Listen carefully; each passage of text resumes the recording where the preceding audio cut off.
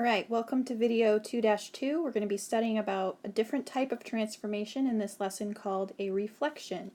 Now remember in the last section, you guys, we were talking about how the word itself has kind of a clue of what you're doing with the figure in the word if you forget the vocabulary word.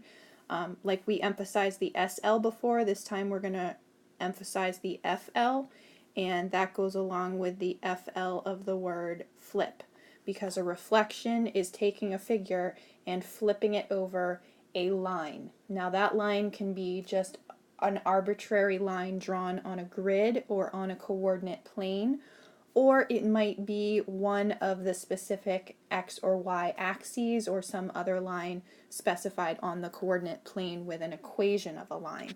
But we're going to just kind of work through this idea of how does this flip take place.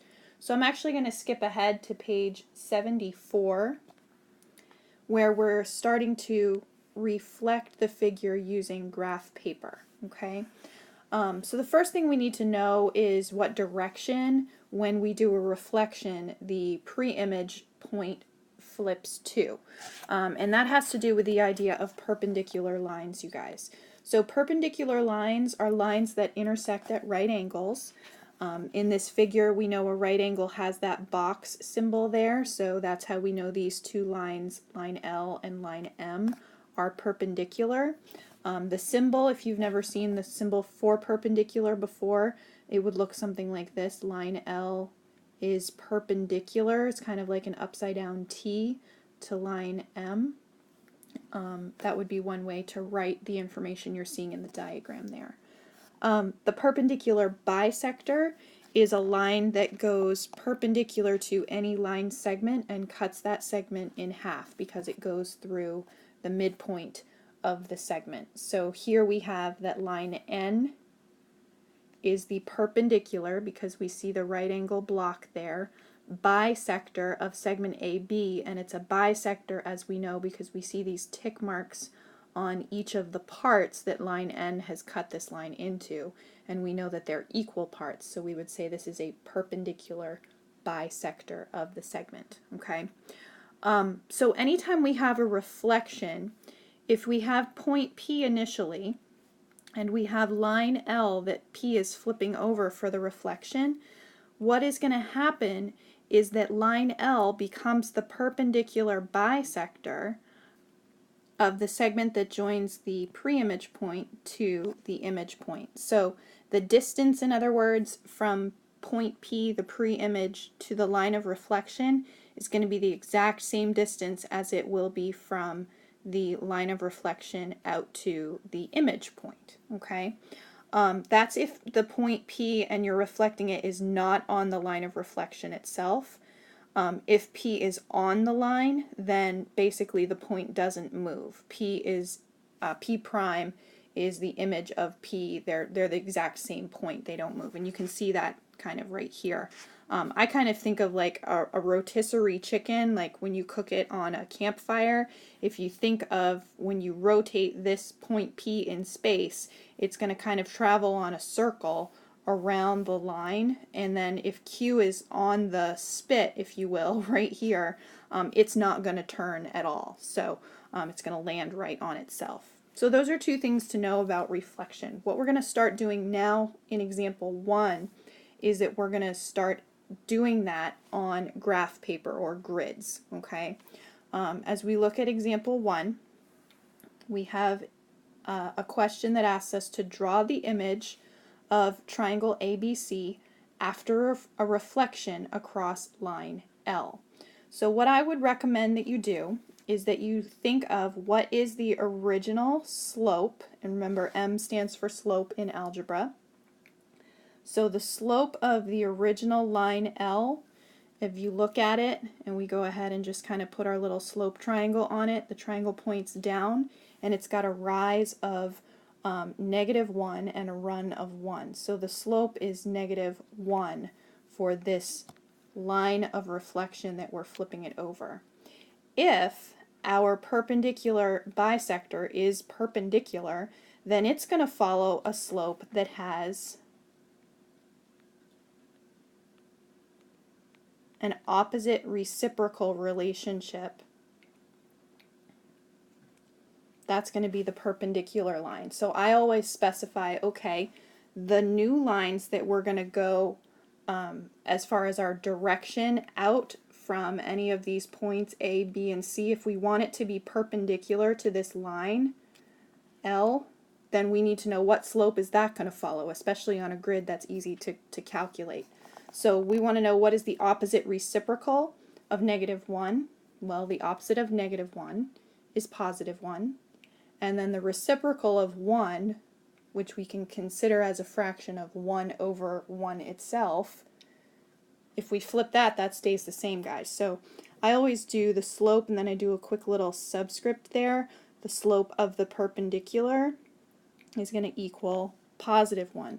So they've drawn in the first line for you, the dotted line that you see there, and hopefully you can see that that has a slope of +1 from A to A prime. Now what is left for us to do is to count the number of slope jumps, if you will, that it takes to get to the line, and then we know how far past the line we need to go to get to our image point. I'm going to zoom in so you can see kind of what I'm talking about there. If we look at our picture, and from point A to the line, we want to count how many slope jumps is that.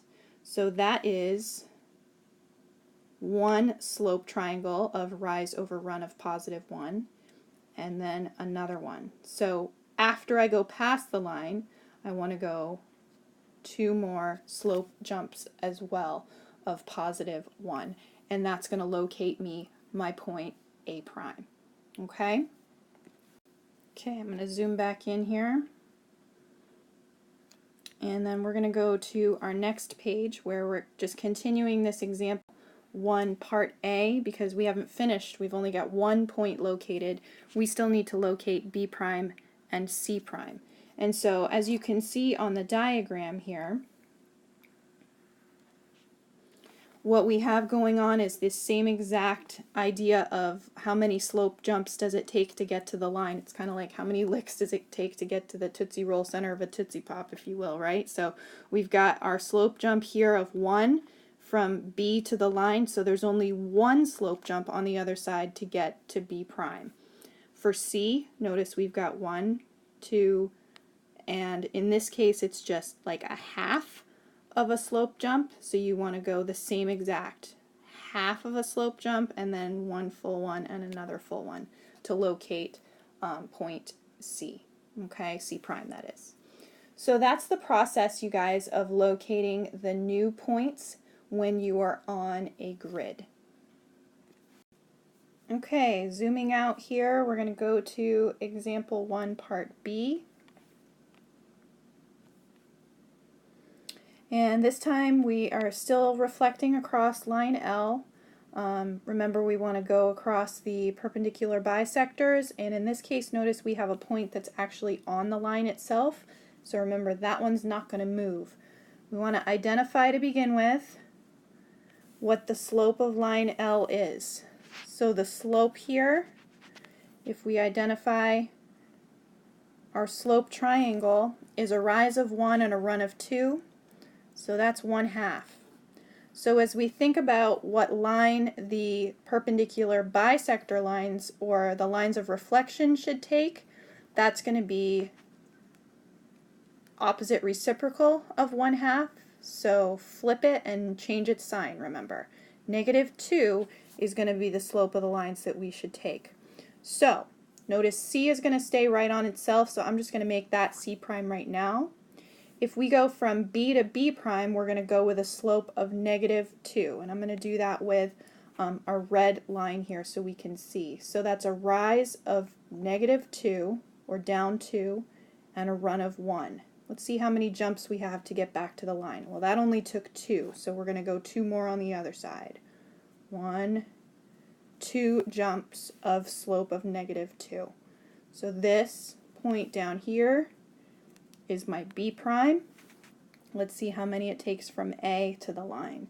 That's again, go down and over. So that is a jump of only 1 jump of the slope triangle of -2. And so 1 on the other side gets me to here. So my A prime, C prime, B prime triangle, after I reflect it, looks like that. I'll put that in black too so you guys can see that a little differently from the red.